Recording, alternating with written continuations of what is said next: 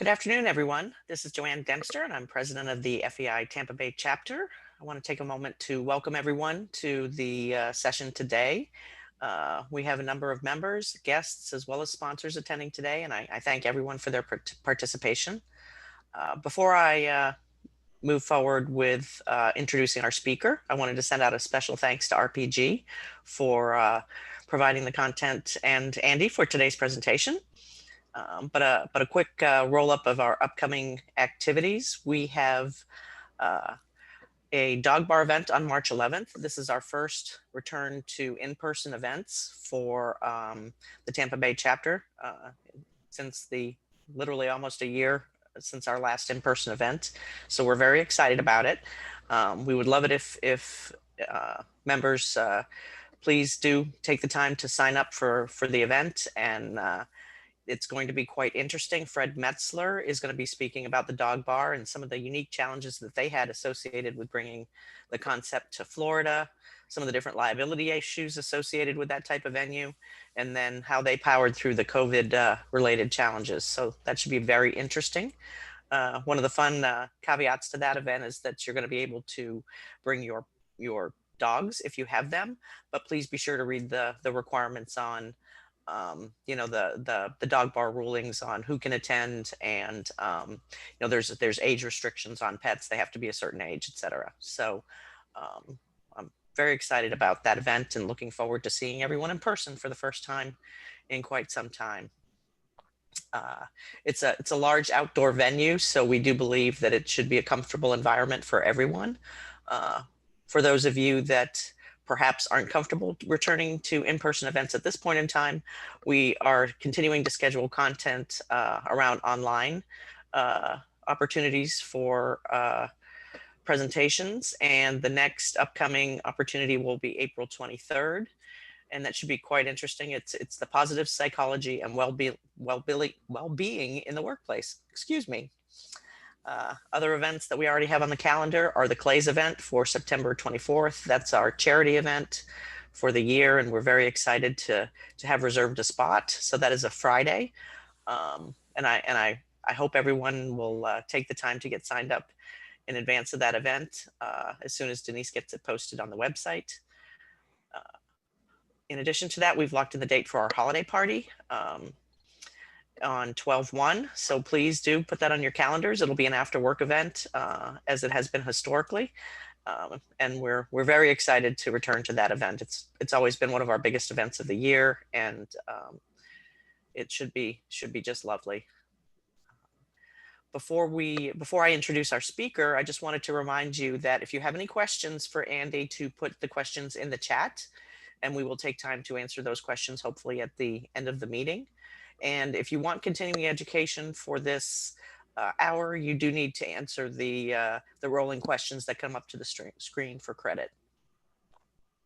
So for Andy, I wanted to introduce you, and Andy is the Vice President of Advisory and Project Services for RPG.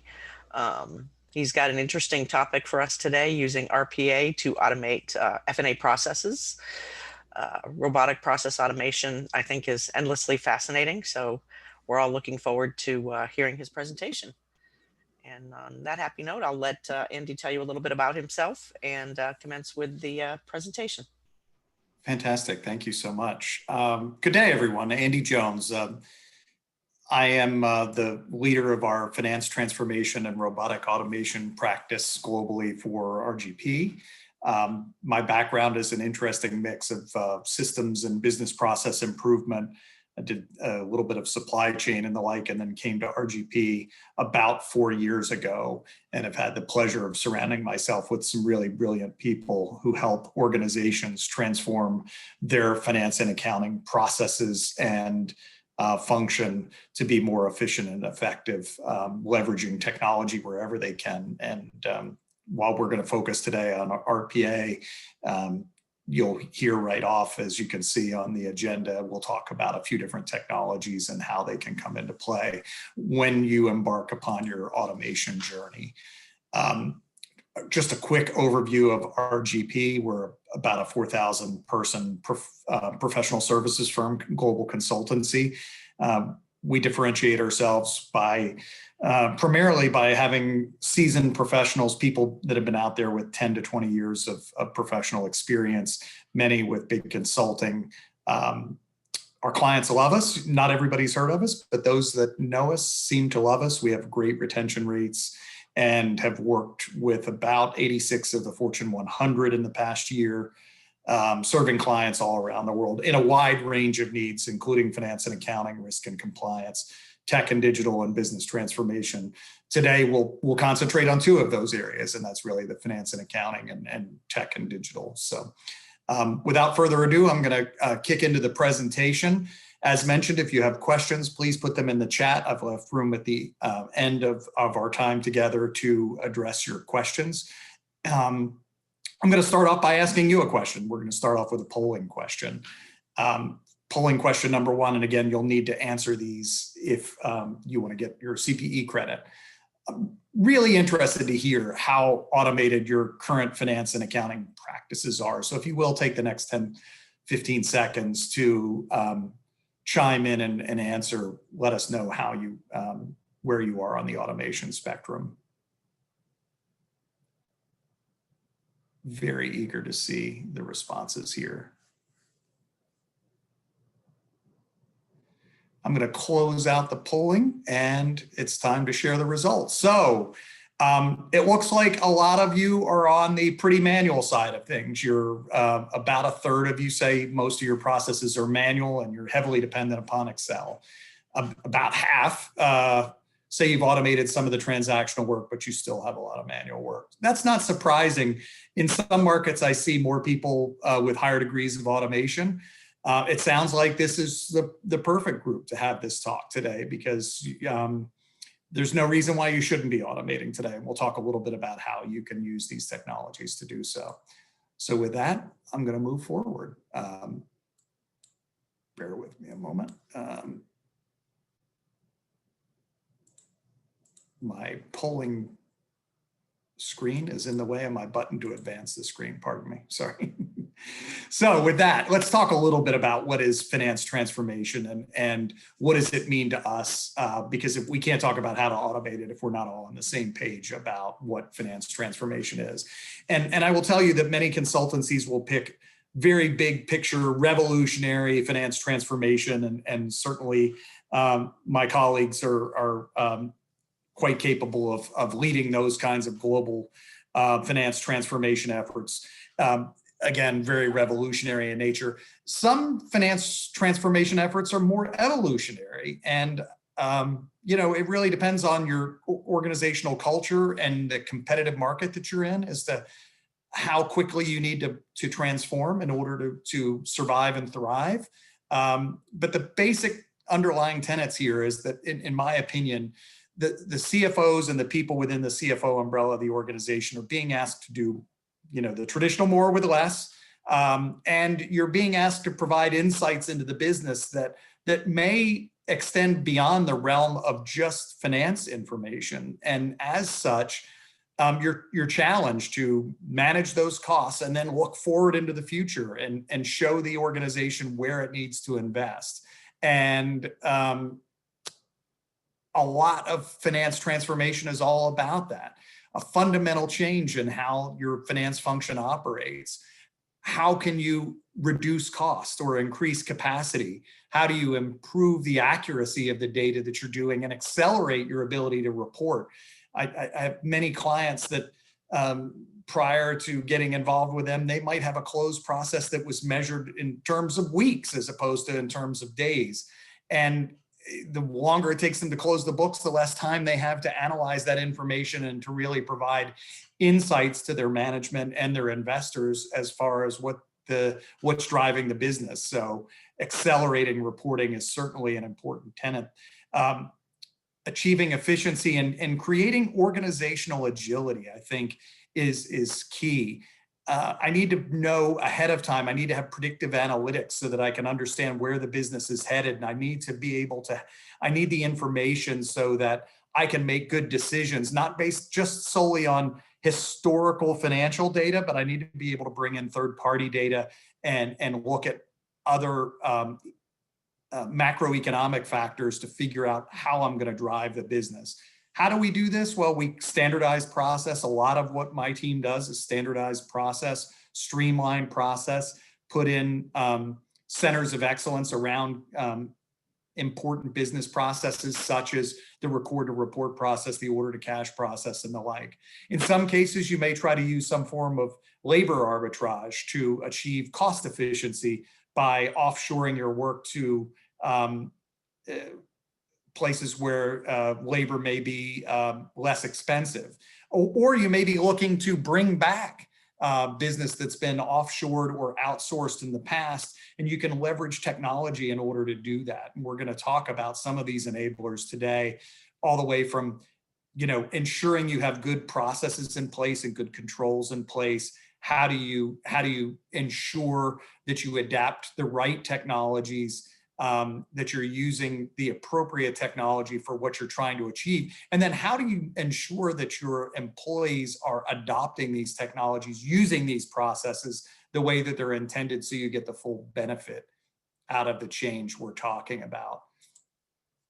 I look at priorities as in this year and the years coming, and generally speaking, when I meet with finance executives, I'll have a short session with them just to find out a little bit about what's driving their business imperatives. And a lot of times it's about controlling cost and achieving productivity. But more and more, I'm finding finance executives saying, it's not just about that cost control and the efficiency that I might have done 10 years ago. It really is driving insight through the use of data and analytics, understanding what are my threats that might not be obvious to my business, and how do I counter them? Where do I invest? And how do I add value throughout the organization, helping act as a business advisor to business unit leaders and functional leads to help them understand the financial impacts of their decisions and how other factors will impact the way their business performs. We're going to go into a second polling question. Again, these polling questions are required for your CPE credit. I'd love to hear a little bit about where your primary focus is. Is your organization still focused on controlling costs, or are you now more focused on providing insight, or are you kind of balanced between the two? If you will, share where you are. And again, we'll give you a few seconds to make sure that you respond to get your CPE credit and share your insight.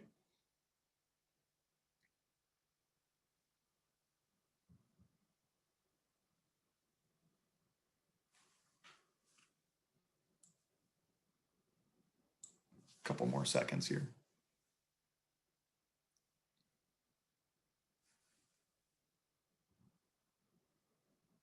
Okay, a couple of you haven't responded. All right, I think we're gonna go ahead and share the results. The good news is it looks like we have a very healthy balance here. About 70% of you say that you have a good balance between cost control and delivering insight. I'm pleased to see that. Many organizations are still stuck in that cost control mode, and I'm pleased to hear that. We'll talk just a little bit more about that, and then I promise we're going to get into talking about the role that automation plays in all this. So, as I mentioned, what I'm really seeing and working with different clients is a real shift. And there's a few shifts going on. Part of it is the shift that we talked about before in trying to not be just focused on efficiencies within the organization, but providing insights. We're seeing shifts in the dynamics, the three key dynamics that we look at as we help clients transform. One of which are the people, the people that are performing the work and the nature of the work that they're doing. The studies will show that those that are coming out of undergraduate school with degrees in finance and accounting are not very interested in doing transactional work. And if organizations that are trying to attract them really need to change their posture toward technology, the people that are graduating today are digitally native. They were born essentially with devices in their hands and have always had a computer at their access. And so they don't understand organizations that spend too much time laboring with manual processes. the people in the millennial generation are very much wanting to contribute to their organization to provide that kind of insight. There's a number of great studies on the future of work that I'm more than happy to share afterward with you, that show that organizations that are going to thrive in the future are going to have to attract the best and brightest that are coming out of the schools today, to attract and to retain them. We're going to, throughout any transformation, we're going to focus on process for sure. We're going to look to standardize process the best we can. It's easier to automate a standardized process than it is one that lacks standardization. Anytime that we can centralize the control of that process, we can stabilize the process and look toward continuous process improvement. And again, we'll talk about re-engineering processes so that we can adapt these various technologies that we have, that help us automate transactional and non-transactional work within the finance and accounting group. Part of what we'll do as part of a transformation effort is really look at that technology landscape and look to rationalize as much as we can, retire legacy systems that have kind of no longer serving their purpose, or at least minimizing their role, and looking toward more advanced cloud technologies that embrace shared data, that automation, lend themselves to artificial intelligence and machine learning rules engines and things like that, so that we can really think transformatively. One thing that I like to point out is that while we're going to focus a lot today on RPA, there are a lot of different technologies at our disposal as we as finance and accounting professionals look to transform our organizations. If you have an ERP, look there first. If you can automate something using your ERP system, and again, there's some of these systems are listed for illustrative purposes below. But if your ERP can help you automate, get your automation there. If not, there's a number of purpose-built platforms that can also help in achieving close efficiency, like Blackline, or your EPM space like a OneStream. So keep these in mind. If you can use the automation technology within purpose-built platforms, do that. If you have workflow tools available to you, we want to make sure that we're using those. And my team is called on more and more to help do analytic process automation with tools like Alteryx, where we're pulling in blending data from a wide range of sources to analyze and use it in conjunction with workflow. And then, of course, RPA. How do you leverage robotic process automation to automate repetitive rules-based tasks within the finance and accounting realm?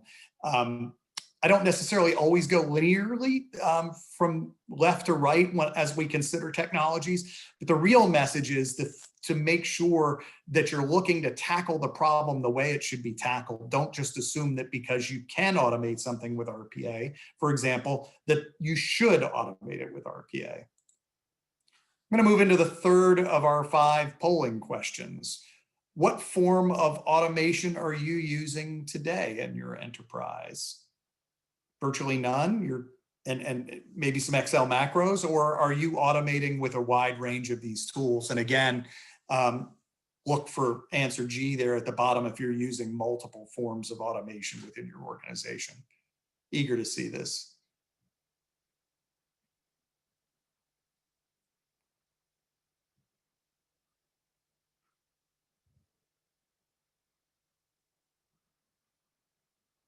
Couple more seconds left.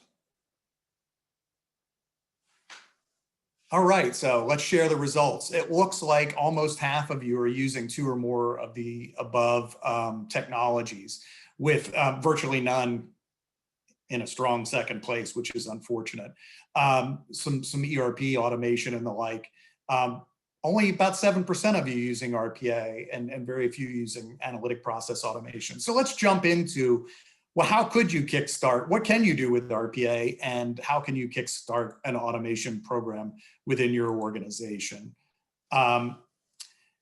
First of all, we're going to talk a little bit about what is RPA, and there's a lot of people don't always understand it. It's not the greatest term in the world. Robots, a lot of people assume that we're talking about physical robots. No, we're not talking about physical robots. We're talking about a software layer that can work with your existing systems to mimic at their basic level. They mimic human interaction with computers. They can replicate mouse clicks. They can read information off screens. They can query systems. They can reach out to websites or file servers and pull down information. They can also push information and input information into these systems. And again, the focus on RPA at its most basic level is it's replicating human behavior, but you're essentially offloading the work that it's taking humans maybe hours to do today, and you're offloading this work to a digital assistant that not only is a lower paid employee, but is able to do the work dramatically faster and is willing to work 24 hours a day, 7 days a week, 365 days a year.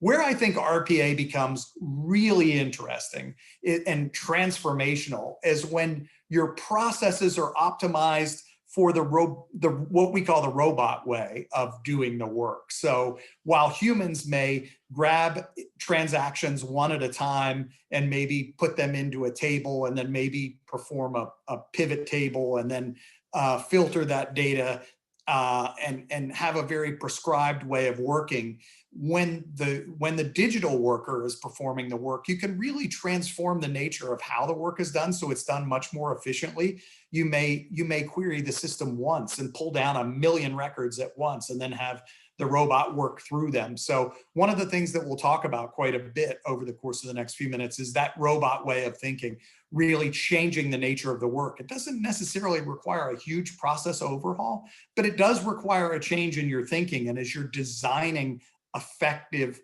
automations, you want to make sure that you don't get caught up in just replicating click for click actions that the humans are taking today.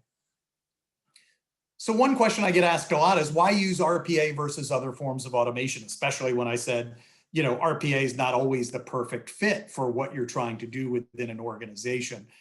Well, one of the main drivers that I hear often is that there's a big IT backlog. And in other words, you and your group want to automate a process within the accounting department, say, and you go to your partners in IT and say, hey, I want to automate this. And then they come back and say, well, it's going to take 4 months.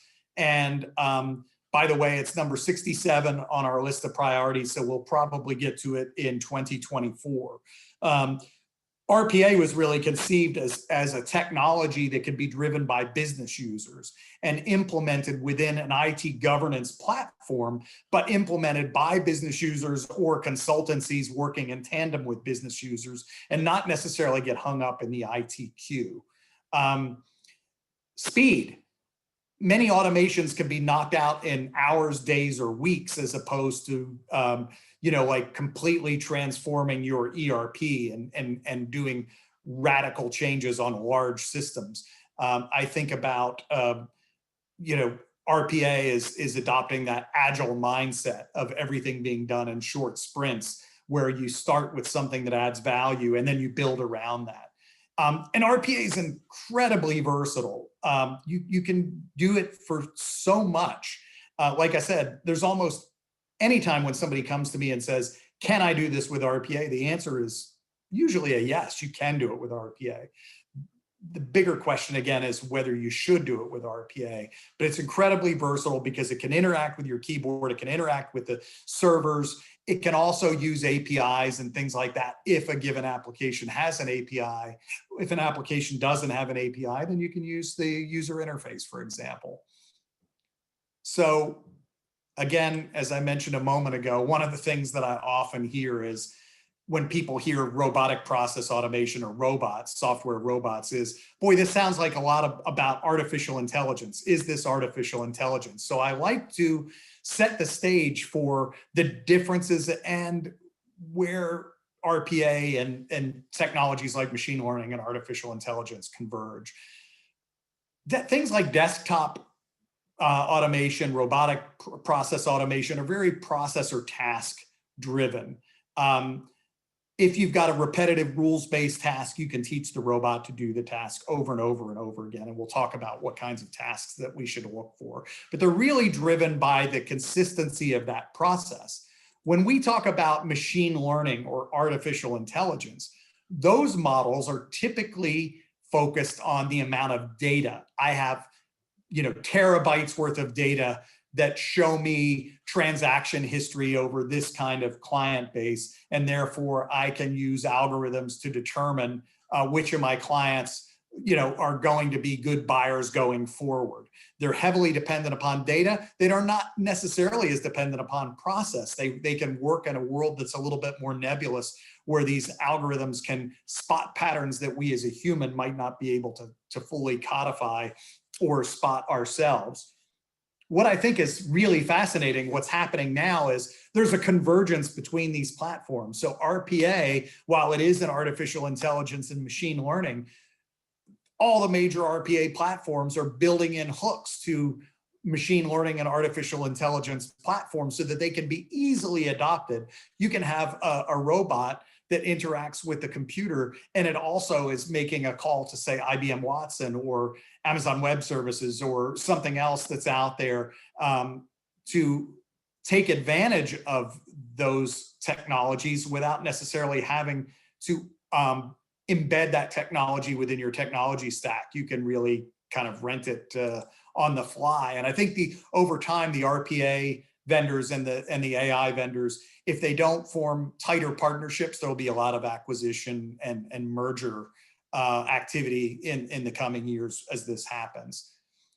As I mentioned before, bots interact with systems just as humans do, only better. They can interact with your ERP systems, and it really doesn't matter. I've listed a few up at the top here. It really doesn't matter which your system is. Chances are RPA can interact with your ERP. They can interact with your Office suite or Google Docs and the G Suite, just about any kind of database platform that's out there. Websites, they can grab information from websites. They can file your tax return on a website. They can create a dashboard for you and the team to see where you stand on various metrics.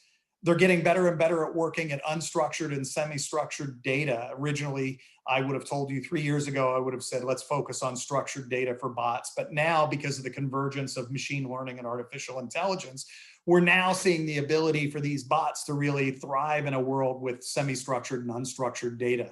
They can operate in the cloud. They can push data to the cloud. They can pull data from the cloud. I'm doing an implementation right now for a client that has RPA on-prem, but they wanted a cloud, an enterprise cloud solution that enables them to automate period end close account reconciliations in the cloud. And so we're hosting that for them.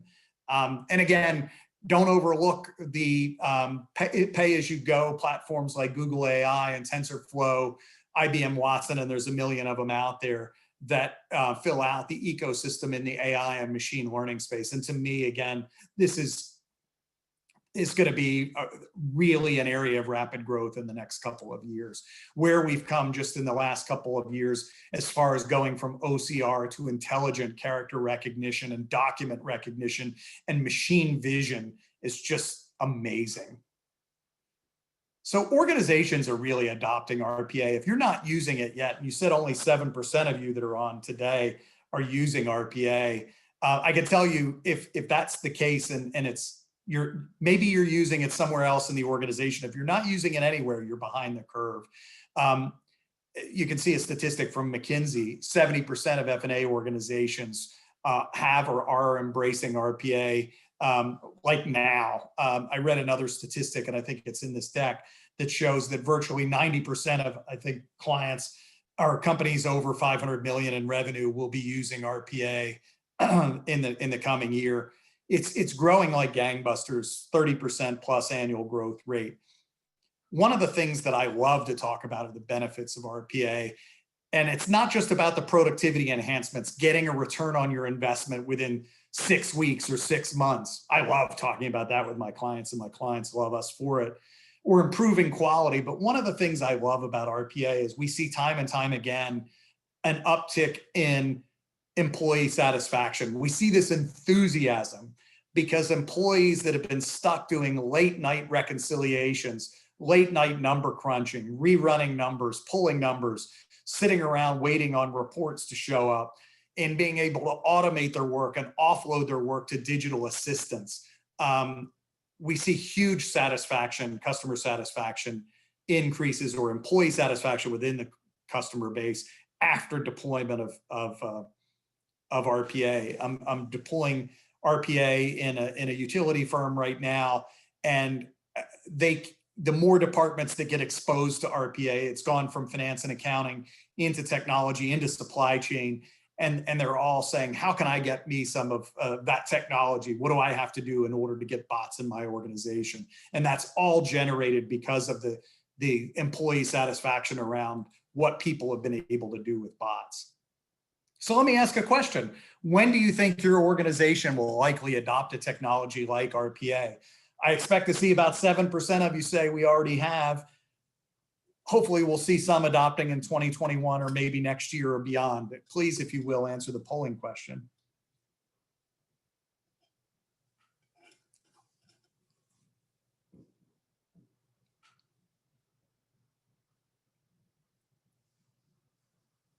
Got a healthy representation, but if you haven't answered yet, please do. Want to make sure you get your CPE credit.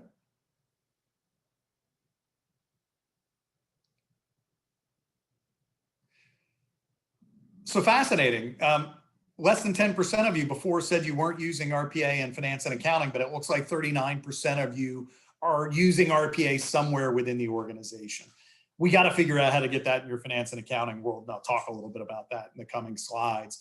And then about 1 out of 5 of you aren't planning to adopt RPA for the next couple of years. And that's a real shame, because RPA does not require a substantial investment. Some of the technologies you can actually download for free, and you only have to start paying for them when you put them into production.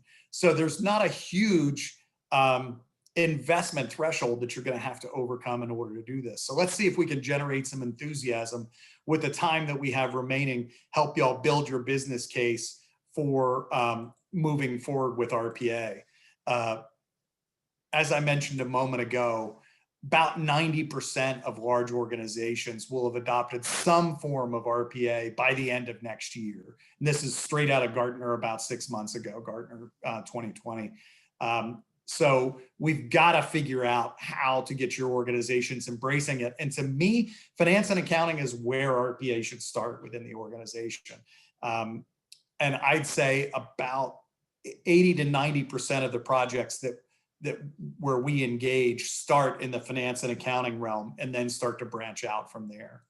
So what are some of the benefits that we derive from RPA? We've talked about some of these already in terms of productivity. We see reduced costs. Bots can churn through thousands of transactions in the time it takes a human to do a single transaction. Cycle time. I had a client a couple of years ago that had a report that took hours to create. And unfortunately, this report had to be filed with a regulatory body by like 10 o'clock every morning. So they were having people come in early, 3, 4 o'clock in the morning to start working on this report. Now that report's fully automated and is produced before 6 o'clock in the morning, ready for a manager to review and approve. And then the bot uploads the report first thing in the morning. Cycle time's essentially 0 on that now. It's almost 0. Quality, let's face it, we as humans, when we get toward the end of our day, when we feel rushed, when we have a deadline to hit, we'll make keystroke mistakes. We'll make copy paste mistakes. We'll take shortcuts in our work. Bots don't do that. They will do the same work over and over and over again, and they'll perform the calculations correctly. They don't make typos.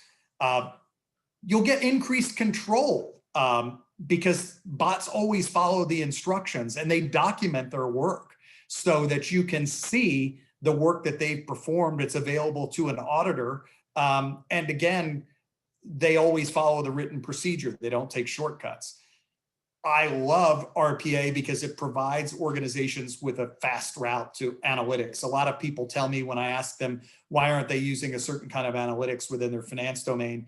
They'll say, well, it takes too long to get the data. By the time we get the data together and it's clean, it's already outdated. And so it's of not as much value to us. Using the bots just to go out and get the data and blend it and normalize it and prepare it is a great way to get you on the road to analytics. We talk about employee satisfaction. Another thing so I'm not going to belabor that. Another thing that I haven't mentioned is it's a platform for scale. A lot of organizations today are taking this mindset that I call automation first mindset of saying, if I'm going to build up a process, if I'm going to build up something, a new function within my group, I'm going to start with an automation first mindset so that I can automate as much as I can from day one. And then I can scale my organization without having to scale my workforce. And I become more and more competitive as I go on, because it doesn't matter if I double my revenue, I'm not having to double my workforce to support that revenue. So it's a great platform for scale. So how do we identify what's a good process for automation? I always advise, let's look for processes that are performed in high quantities, repetitive rules-based tasks, lots of volume. If you're filing, if you're a single person working on your own and it takes you 15 minutes to do your books at the end of the quarter, well, you probably don't need a bot for that. But if you're performing dozens or hundreds or thousands of transactions a day, a week, a month, and you've got several people performing that task, you should look at it as a candidate for RPA. If it's rules-based, look at it as a candidate for RPA. And these rules can be very complex. We have automations that ask literally hundreds of questions along the way. If this, then that, looking at various conditions, but they do follow basic rules. You also want to look for processes that are relatively stable. If your organization is changing that process every week, every month, even every quarter, you may want to look elsewhere or start to stabilize that process before you look to automate it. Within your organization, here's a polling question. What processes do you think are good process candidates for automation? Things that follow those basic guidelines that I provided before. What do you think? Account reconciliations, cash application, reports, something else? Take a few seconds here to complete your poll. And then I'm going to show you not only your results, but then we're going to talk about what we see out there broadly. A couple more seconds.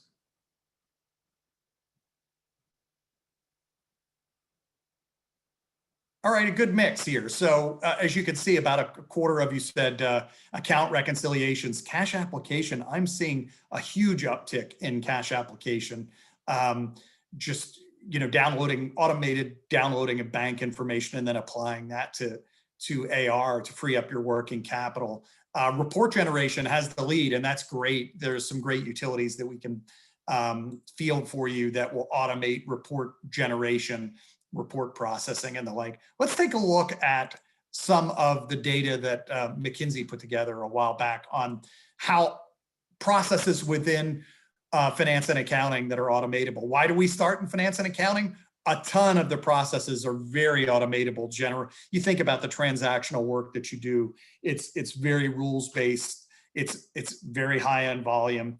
And McKinsey showed, where you see in the dark bars here, fully automatable processes or highly automatable processes. A ton of work within finance and accounting that lends itself to automation in general, and certainly within robotic process automation. Let's drill down in some of these areas. Again, general ledger account reconciliations, great place to start. I have clients that spend tens of thousands of hours a year on general ledger account reconciliations at period end close. We fielded a solution that's taken out tens of thousands of those hours, going from taking organizations from say 30, 40, 50% automated recs to 95, almost 100% complete automation of their general ledger account recs. Bank recs, again, have helped field solutions where organizations had 2, 3, 4 people that were doing nothing but trying to figure out how to apply its cash, working with bank files and the like, bank reports, very automatable. Automate your journal entries in your intercompany, another great area to start. I can't go through this entire list, but I encourage you to use this. This will be posted for you for your consumption. This is my menu of where to start. Take a look at this list. Are you burning lots of hours, or are you burning cycle time, or having quality errors or issues in any of these areas? Start with them as your hit list of a way to start. And it doesn't have to start in finance and accounting. Again, it could start in human resources, might be your organization's pain point. Getting information for onboarding or offboarding employees. It could start in IT. Getting people access to systems or reports that they need or what have you. But finance and accounting, to me, it's a no-brainer. Start with finance and accounting. Look at these processes. They're highly automatable. We've talked about a lot of the positives. Let's talk a little bit about why some automation programs fail. And I'll tell you that we as a firm do a number of recovery efforts for firms that have started an RPA, but then got stuck. And I see them getting stuck for a few different reasons, and we'll talk through those. One, sometimes they bite off more than they can chew. They pick a process that's too big, that's too complex, that might involve more human intuition that they realize on the surface. This can become problematic. I advise clients to go with quick wins. Start with a small task that's done in high volume, and then spiral out from there. Add on to that process on the front end or the back end. Pick something with measurable benefits. Some organizations pick automations that are so simple to automate and have very little return on their investment, very little in measurable benefit. And so while they get excited that they got a quote unquote quick win, when they try to articulate the benefits back to the organization, senior management kind of takes a ho-hum attitude toward it. So you want to make sure that you're automating something right out of the gate that has measurable benefit. Design is a huge issue. Don't just replicate the human way, but try to take that robot way that we talked about earlier, of where we're thinking through how would this process, let's start with the outcome in mind, and how can I have the robot perform the process in a new and innovative and efficient way that lends itself to efficiency with less maintenance, with less care and feeding, if you will. You want to make sure that you have plenty of process backlog, and that the backlog balances with the investments you make. You don't want to come out of the gate buying dozens and dozens of bots and automation potential, but not have a number of processes already identified to do it. I will say it's better to start small with a couple of bots and a basic roadmap of, say, 5 or 6 automations that you want to tackle. And then as you develop organizational confidence, develop a bigger backlog, and then start to make those investments so that they're in lockstep order, keeping your investments and your backlog synchronized. And then again, not getting the right people involved. It's one thing if you want to start it off as a pet project somewhere in the middle of the organization. I've seen many organizations do that. But in order to really embrace it, you want to get a senior executive sponsor, or a few executive sponsors, or an executive steering committee that's involved to really help direct how the organization decides, what am I going to automate? How am I going to automate it? How am I going to build an automation center of excellence in order to succeed? Our philosophy toward automation is very pragmatic and practical, as I mentioned. I see the best way of getting long-term success is starting with some quick wins, build some capability internally, build some confidence within your own teams on how they identify processes and the partner that they might be working with to deliver their automations.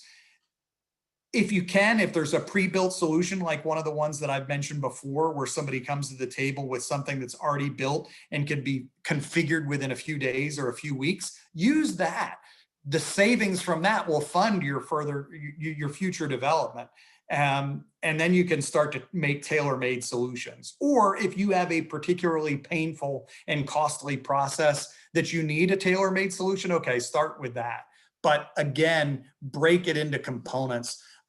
Focus on business outcomes. If anybody talks to you about RPA like it's a technology program, if your IT manager, your CIO is the one leading the effort on RPA,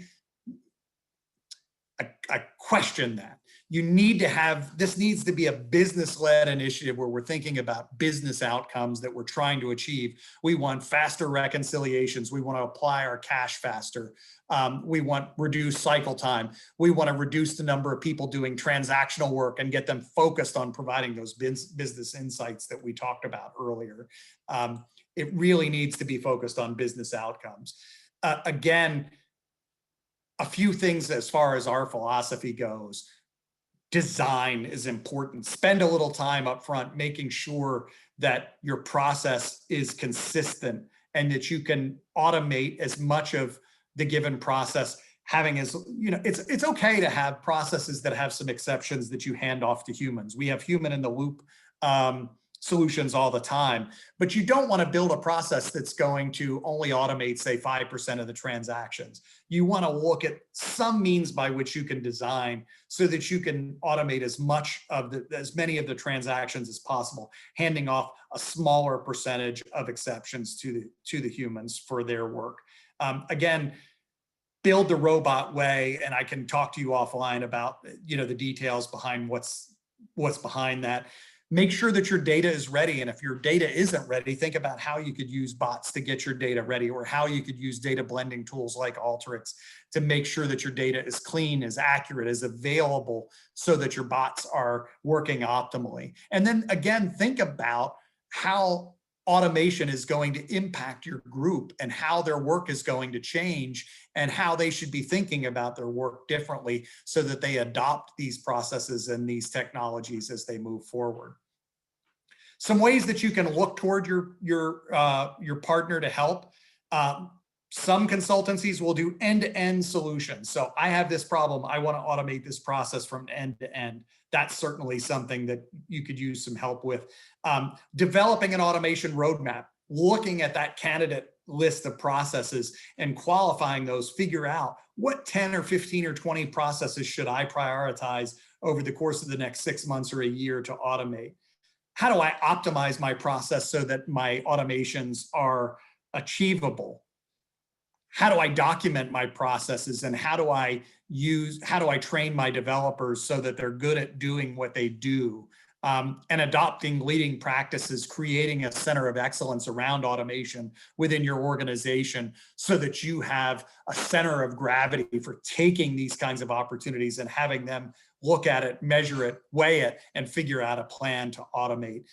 We certainly help with that. You want to make sure that your partner is capable of doing those. I talked earlier about pre-built solutions versus tailor-made. If you can find a pre-built solution that will accelerate your development, I highly encourage you to do it. We've looked at and have adopted a number of pre-builts around cash application, around general ledger account reconciliation. Our GRC practice is using RPA for doing control testing and the like. It's a product called RGP Power Audit.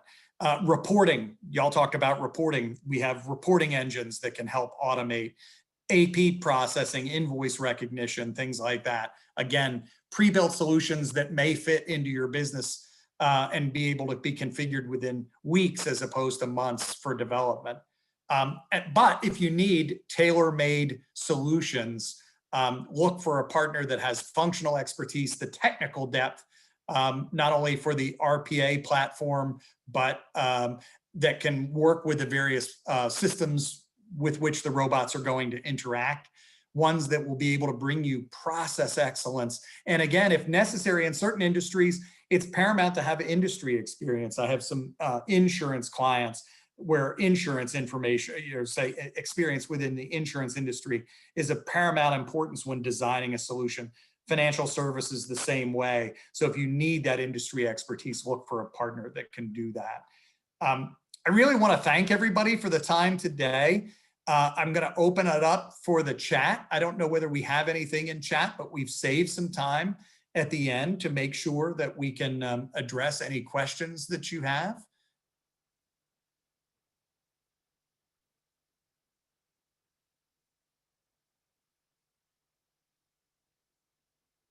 I'm looking to see if I can see the chat window.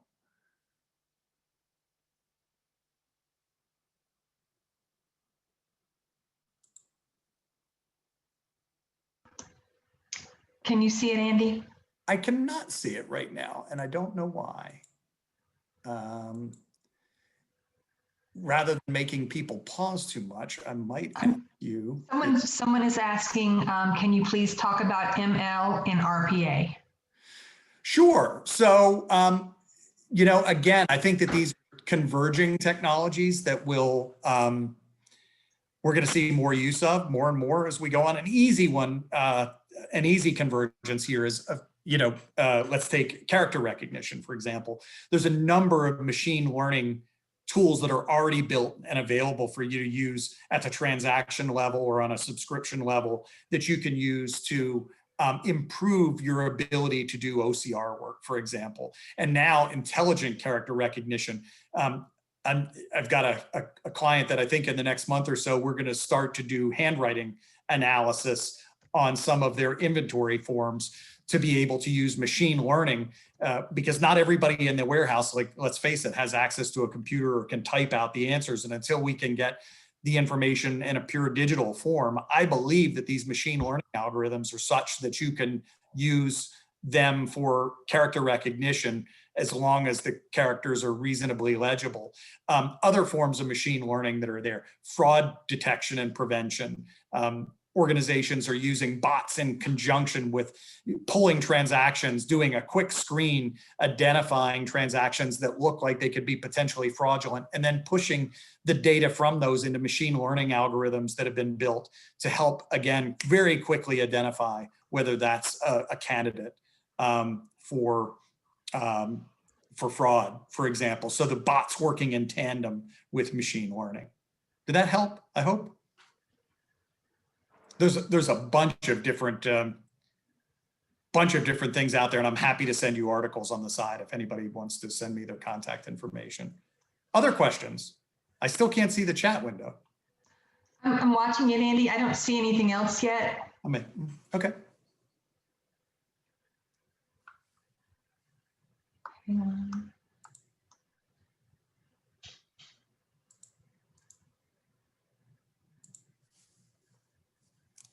Couple more minutes.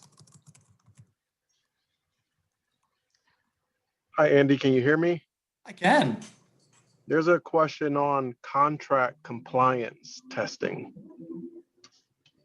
Okay. Could you give me a little bit more insight into the question? I want to make sure that I'm answering the intent of the question. That's the question. Okay. So a couple different ways that I've seen bots employed, and then also analytic process automation and things around that realm, where people have used bots to abstract contracts, pull key terms out, and then looking at transactions and reports and the like to ensure that a given contract is being, is in compliance. So in other words, did they use the right pricing? Are they buying things, with the right terms in conjunction with a master agreement, for example? Again, anytime you're reconciling different data sources, I think bots and other forms of automation are great ways to, offload that to a digital worker. I hope that answered the question. It was, if whoever submitted that could be a little bit more specific, I'd be happy. Andy, I'm seeing another question. Is there any difference between ML and deep learning? Well, boy, I've got a data scientist that works with us that would probably be able to answer that question in about an hour, or he might be able to answer it in 5 seconds. I would say that, you know, I use the terms interchangeably, and that may be erroneous. From my perspective, I'm more focused on the business outcome. I look at deep learning as using neural network type machine learning algorithms. And again, I know that some even disagree with the use of the term algorithm when it comes to machine learning, because the machine learning is more about pattern recognition. I would say that the difference isn't important when it comes to a business perspective, certainly within finance and accounting. If you know what problem you're trying to solve, we can figure out the type of engine that you might need, and whether it's a neural network type thing, computer vision, things like that, or whether it's some other kind of data set that we would leverage to answer that problem. But I'm not the guy really to answer that. I apologize. And Andy, Joshua has a question. What are the top 3 FPA most successful RPA projects you've seen completed or have implemented yourself? Okay, so for an FP&A, that's an interesting space. Most of what I see, and I'm going to be honest here, in the FP&A space is more on purpose platforms. So anything from like a Hyperion to a OneStream to something like that. But where we're seeing RPA working and where we've seen it deployed very effectively is on the front end. Let's say you don't have integration to all your systems, and so the FP&A system isn't able to get all the data naturally that it would need in order for you to do the analysis. Use robots to pull in from those systems that may not be fully integrated. That's a great place to start. And also to pick up from those purpose-built platforms and then use the data, transform the data, and get that into the hands of the people that need it. So what I'd call back-end integration. But FP&A, to be honest, I see more automation outside RPA than using RPA there. I'm seeing much more RPA use in the general accounting, where there's a lot more transactional work.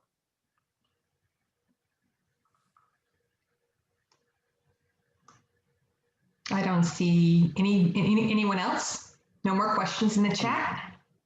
Well, I'm happy to stick around, and I think my contact information was up there for y'all. So if anybody thinks of any questions when you get off, or if I did an inadequate job in answering your question, please feel free to pop me a note. I'd be more than happy to help. And again, I think this recording and the materials will be posted. Well, will they not, Denise? They will. They'll be posted on our website, as will a link to the recording. Fantastic.